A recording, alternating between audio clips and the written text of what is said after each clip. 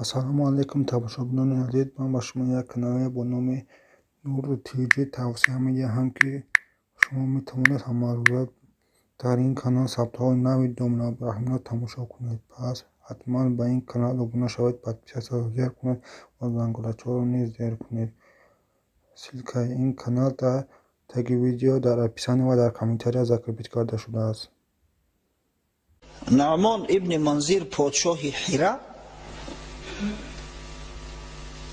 یک ترجمان پادشاه را، ترجمان خسرو پرویز، ترجمانی که از فارسی به عربی و از عربی به فارسی ترجمه میکرد، گرفت حبس کرد و در حبس خلوت کشت.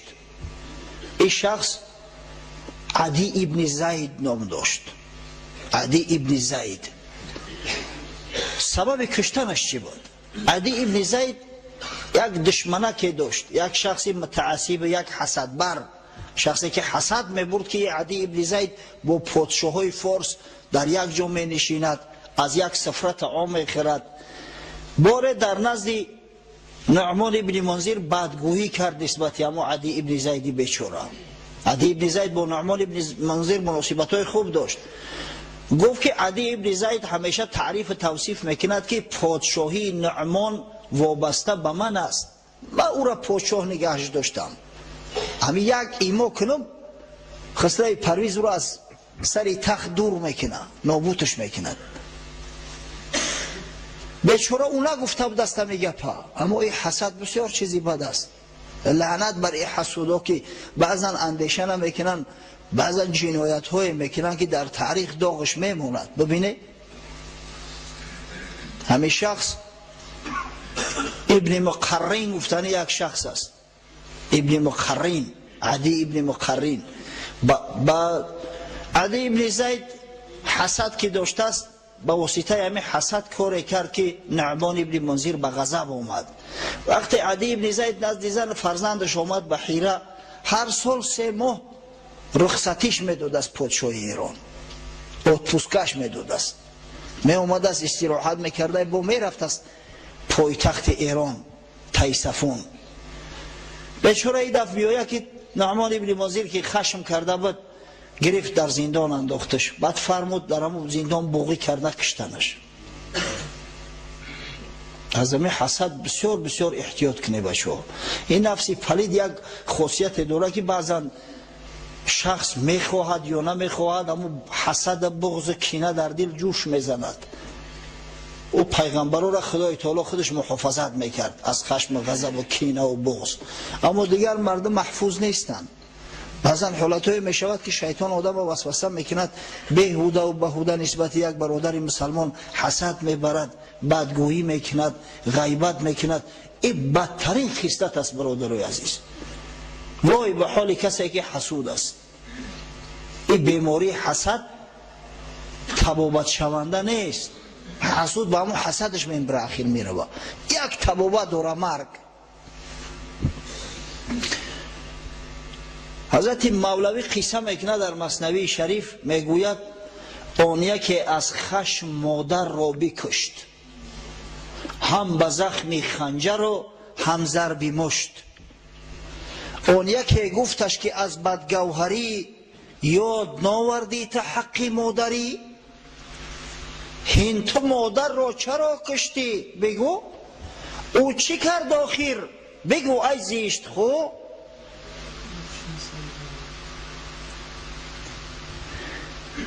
یک نکسی به دست برادر و 56 و 54 ره محکم کرده است. بسیار خواهش میکنیم، ما صدها مراتبه التماس کردیم همه کار دیگر تکرار نشود.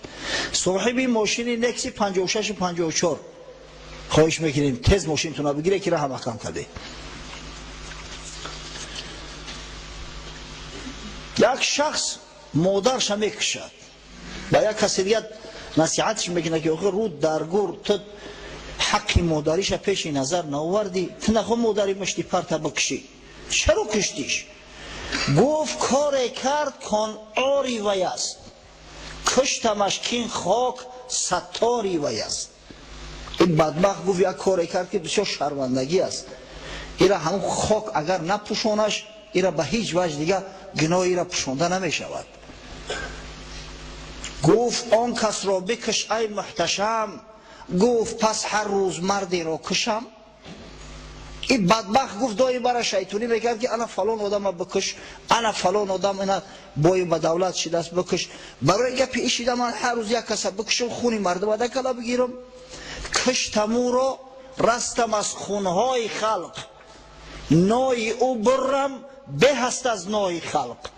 از او ده همین را بکشم یا برای جانم خلاص شوه، این سبک نیست. به حضرت شرح میتوقی این کشتنی مادر اگر مادر به هر شکل دموده باشه ممکن نیست. اخی غرض از مادر چی است؟ حضرت شرح میتا میگن نفسی تست آن مادری بدخاصیت که فنای اوست در هر ناحیت. همون مادری بدبخت این همین نفسی پلیدی تای. برای همین انسان از نفسش نزدیکتر چی نیست. این نفس تا ای پدرت هم دوست میداری، از مادرت هم دوست میداری، از همه دوست میداری. قرآن که انم بدی و بدبختیت همه از حساب همین نفس است. هم بکش او را که بهر این دنی، هر زمان قصد عزیز میکنی. اگر تو این نفس نکشی، اگر تو این پیش رهی حسد نگیری، از دستی تو یک عزیز دیگه سالم نمیمونه. هر زمان قصد عزیز میکنی. از و این دنیای خوش بر توست تنگ، از پی او با حق با خلق جنگ.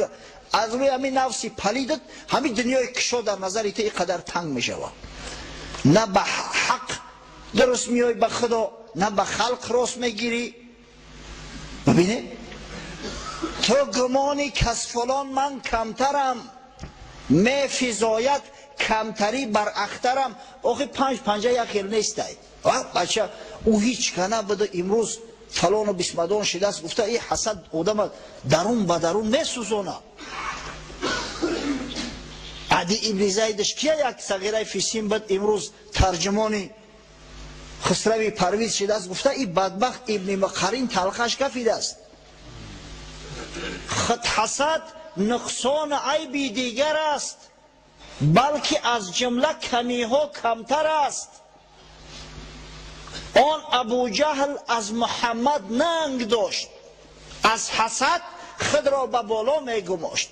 همین بدبختی ابو جهل هم بسیار دانشمند بود. این ابوالحکم تخلص داشت. ابوالحکم اصلا نامش عمرو است، ابوالحکمش میگفتند. هر دعوا و جنجال میشید است همین سفید میکرد است. همه رزبورو را همین حل میکرد. آدمای به عقل رزبور را حل میکنن. اما حسد این که خرش کرد احمقش کرد. آن ابو جهل از محمد ننگ داشت، از حسد خود را به بالا می گماشت. بوالحکم نامش بد بوجهل شد. ای بسا اهل از حسد نااهل شد. اخیر ابوالحکم ابو جهل شد. برای همیشه کوشش کردن در کار که واقعا حسد در همه هست، اما کوشش کردن در کار که سریره همو حسد با عقل با فراست با ایمان بگیری. نگذاری که از او یگون رفتاری بد واقع شود. از روی حسد است که بزی میکنن، از روی حسد است که کارهای ناجا و نادرست میکنن، از روی حسد است که آدم فروشی میکنن. همه می از حسد است. قصه کوتاه عدی ابن زید در زندان نعمان ابن منذر هلاک شد. عدی یک پسر داشت با نام زید ابن عدی. ای بیچاره ای ترسی جانش گرفت است، در حیره زندگی میکرد. نزد پادشاه اومد گریان و فغان کنان که پدر ما کشتن.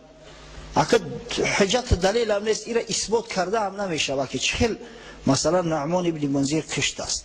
اگر بالفرضی کشته باشه هم، اگه پادشاه ایران جایی که نعمان ابن منذر مانده است هیچ وقت پشتی یک ترجمان بیچاره رو نمیگرفت، یا حکیم کلان ماندگی پشتی ایره میگرفت. از اون خاطر به جای پدرش گرفت ترجمان تعیینش کرد، کار میکرد ترجمان. ولی بزرگان میگن دشمنت گر پشه باشد کمتر از فیلش مدان. دشمن اگر اندک کم باشد دشمن ای جوش بیا زهر شبه چه کنه. زید ابن عدی نسبت نعمان ابن منذر یک کینه سختی، قصاص پدرش در دلش هست. پدرش کشت است، هر کس هم باشد.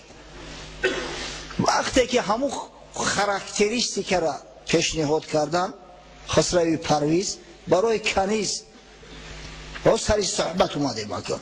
هر سال گفتیم خسروی پرویز همون موافق، یعنی همون خاراکتریستیک نوشتگی کنیز برای خودش جستجو میکرد.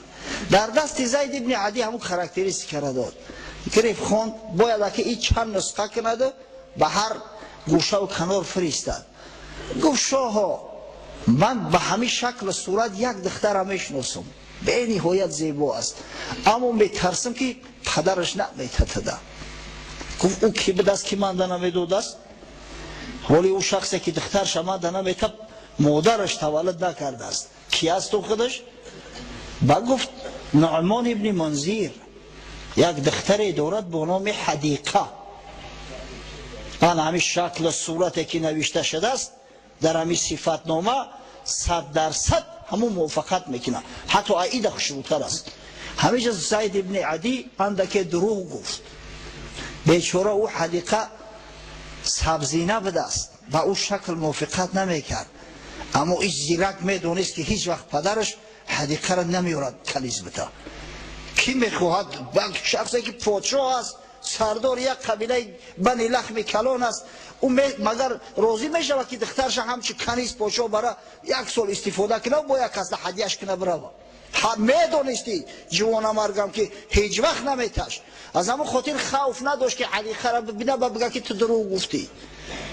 گفتم دختر نعمان ابن منذر عینا به همین شکل صورت است. شاه در رو امر کرد مکتوب نویسه به نعمان ابن منذر که با مجرد رسیدن نامه من دخترت حدیقه را زود به پیش ما را بفرست. بیچاره نعمان ابن منذر در یک حالت غلطی، ای خدا چیکار کنم؟ مصلحت کرد، علاج نیافت، عذرخواهی کرد. آخه این تابع است، تابع پادشاه ایران است، خود پادشاه بود اما تابع پادشاه ایران است. مکتوب نوشت، خیلی عذرخواهی کرد، بعد در ضمن یک جمله را نوشت: این فی مهات العجم لمندوحة الامیر عن سودان العرب. معنیش چی است؟ در عجم این قدر آهو چشم ها زیاد هستند، آهو شکل ها، یعنی زنایی که چشماشو به چشم آهو میموند، شکلشو به شکل آهو میموند، آنقدر زیاد هستند که پادشاه بزرگوار را از سیاه چرده های عرب قانع میسازند.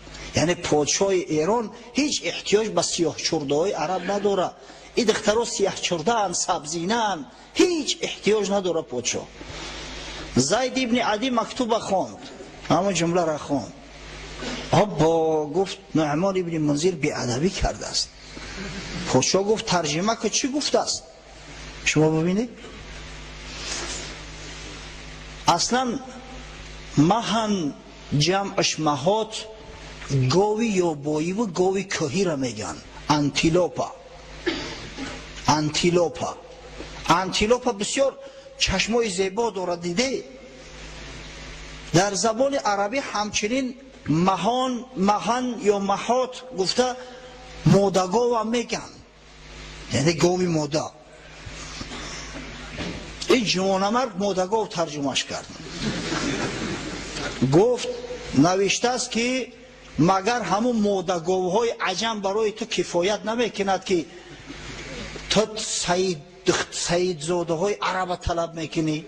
کلمه سودان این بیچاره به معنای از سواد گرفته است، سیاه یعنی سیاهک، مقصد سبزینه، اما این سود به معنای سید هم میآید.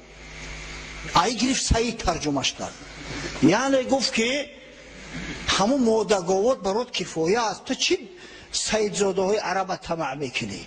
وقتی این را ترجمه کرد در نزد پادشاه خون در سرش زد، گفت نعمان ابن منذر را بگیره بیاری. آخران پادشاه حیره که هست برای همون قصهش مفصل آوردیستم. بیچاره دیگه در تشویش ماند، میدونست که اگر برم یگون بلادا گرفتار رو میکنه. حالی نمیدونه که تا کدام درجه مسئله جدی است. به هر وجه نزد قبیله آل شیبان رفت و با سردار قبیله هانی ابن مسعود که یک جوان مرد بود، فرزندای خودش مال و اموال خودش به امانت گذاشت و خداحافظی کرده آمد نزد پادشاه. به یک روایت پادشاه گرفت در زندان پرتافتش که در زندان مرد.